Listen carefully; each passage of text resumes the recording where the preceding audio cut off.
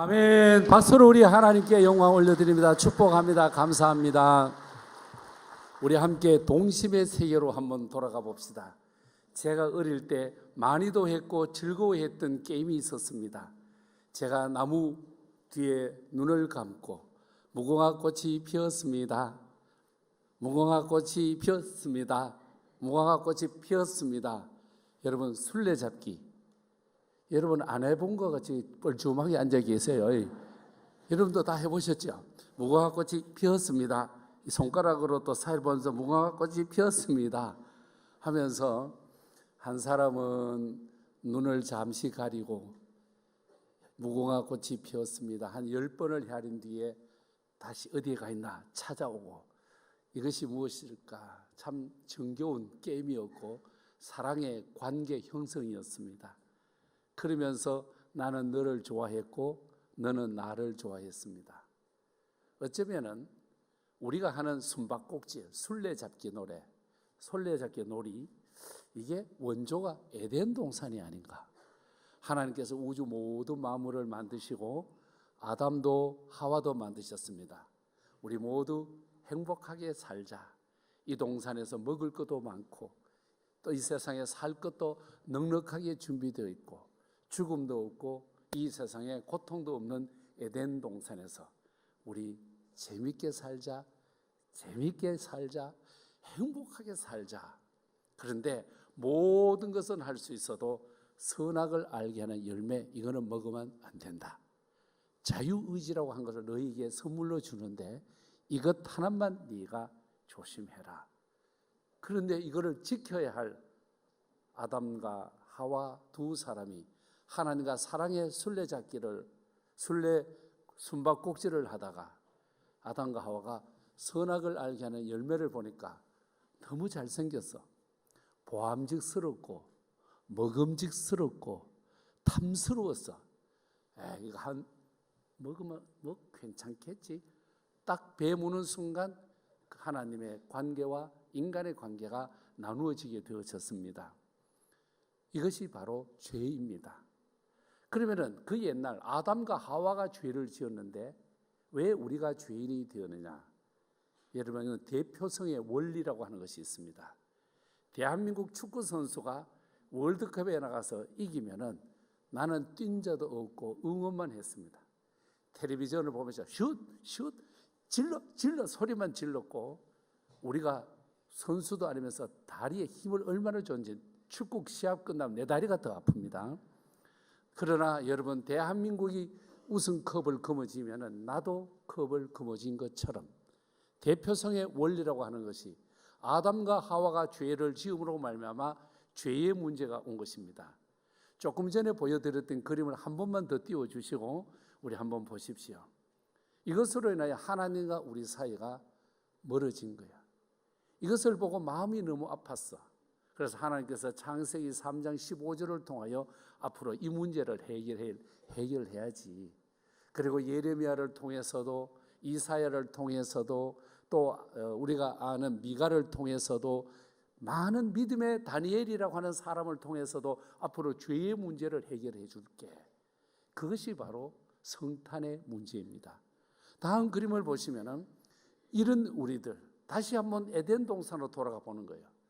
그들이 하나님이 주신 그 선악을 알게 하는 열매를 먹음으로 말미암아 부끄러워서 숨게 되어집니다. 의복이 필요 없는 곳에 부끄러움을 알게 되어져서 나뭇잎을 가지고 옷을 만들어 입으니까 햇볕에 나뭇잎은 금방 말라버리는 거예요. 인간의 힘에는 한계가 있는 거예요. 아담아, 네가 어디 있느냐? 제가 숨었습니다. 너무 부끄러워서. 죄를 지으니까 부끄럽습니다. 죄는 두렵게 만듭니다. 죄는 평화를 뺏어갑니다. 죄는 자유를 뺏어가도록 되어 있습니다.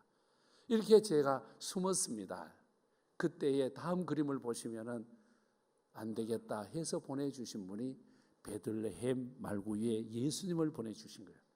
베들레헴이라는 말은 떡집이라고 하는 뜻입니다. 생명의 떡을 주셔서 영원히 살게 해주시고 먹는 곳에 화평이 있습니다. 우리 한국 사람들도 먹으면서 약속이 이루어집니다.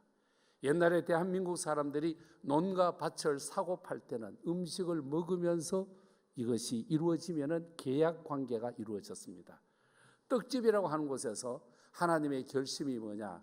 죄인을 찾기 위하여서 메시아 예수 그리스도 하나님이 이 세상에 가장 낮은 자리 인간의 모습으로 오셔서 우리에게 보여주는 하나님의 극진한 사랑이 오늘의 성탄절인 줄로 믿습니다.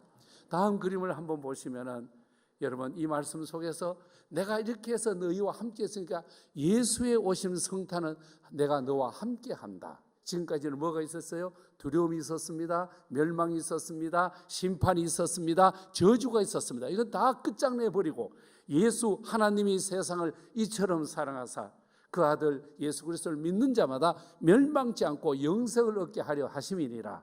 하나님께서 우리와 함께 하심으로 영생의 길을 열어주신 것입니다. 우리 다음 그림에서 우리 하나님의 사랑을 어떻게 볼 수 있느냐? 여러분, 우리는 불안합니다. 아기가 엄마 품 안을 떠났을 때는 불안합니다. 엄마 다리라도 붙들면 자유가 옵니다. 엄마 다리라도 붙들면 평화가 오도록 되어 있습니다. 우리 죄인된 우리는 세상 그 무엇을 잡아도 소용이 없습니다. 하나님의 거룩한 사랑의 말씀을 붙들고 십자가만 붙들면 구원이 있고 십자가만 믿으면 생명이 있고 십자가 안에 진정한 자유가 있는 줄로 믿습니다. 그래서 하늘에서 우리를 내려다보는 하나님, 성탄절 예배 드릴 때 너무 좋아하시는 거예요. 예배하는 우리를 기뻐하실 정도. 여러분, 우리가 유치부 어린이, 영아부 어린이가 가끔 교회 강단 위에 올라서 이 무대에서 율동하고 합니다. 가만 보면 웃깁니다. 하는 일 하나도 없어.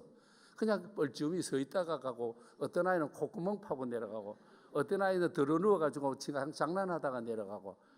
저들 엄마가 입혀준 옷, 선생님이 입혀준 옷 입고 와서 뻘쭘하게 서 있다가 엉뚱한 거 보고 내려가. 그래도 어른들은 미치고 환장해. 왜? 친아빠 친엄마거든요. 와서 따라가지도 못해. 뻘쭘하게 서 있으면 할아버지 할머니는 사진 찍고 난리예요. 왜? 좋아서. 이게 바로 성육신의 사랑입니다. 우리가 예배할 때 예배 시간에 이렇게 예배해도 저렇게 해도, 짧아도 예배고 길어도 예배고, 정성을 다 해도 예배고 정성을 못 들여도 예배. 하나님이 보시면 그저 기쁘실 줄로 믿습니다. 오늘 성탄절에 오신 여러분을 하나님이 다 기뻐하시고 여러분의 죄의 문제를 해결해 주시고 우리에게 평화를 주시고 우리 주님께서 우리를 안아 자유의 세계, 영원한 생명의 나라로 인도하실 줄로 믿습니다. 이 성탄의 감격과 기쁨을 안고 승리의 삶을 살아가시기를 우리 주님 이름으로 축복합니다. 기도하시겠습니다. 하나님 감사합니다.